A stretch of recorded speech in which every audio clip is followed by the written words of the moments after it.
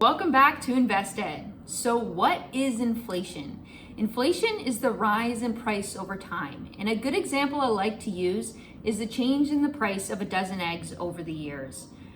We can see that the cost of a dozen eggs in 1991 was $1.47 versus today, the average price of a dozen eggs is $4.94. Now, assuming inflation stays near the 2% target rate that the central banks aim for, the cost of a dozen eggs could be around $6 in the next 10 years. And as time continues to go on, our money will continue to buy us less and less. Now, inflation doesn't just affect prices. It influences every part of the economy, from consumer spending to business decisions to government policies and interest rates, which is why central banks carefully monitor inflation when making interest rate decisions. So the question is, how can we stay ahead of inflation?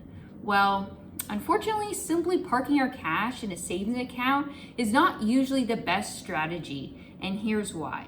If we look at this chart that shows the after inflation value of $100,000 invested in cash instruments versus a diversified portfolio over the last 20 years, we can see that inflation has actually outpaced the return on cash, leaving its value below the original $100,000 in real terms.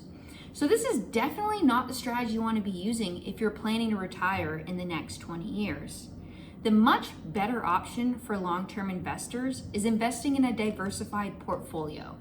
We can see that the diversified portfolio has not only outperformed both cash and inflation, but also offers the potential for extra return that compounds over time, helping your wealth grow faster and supporting your goals more effectively.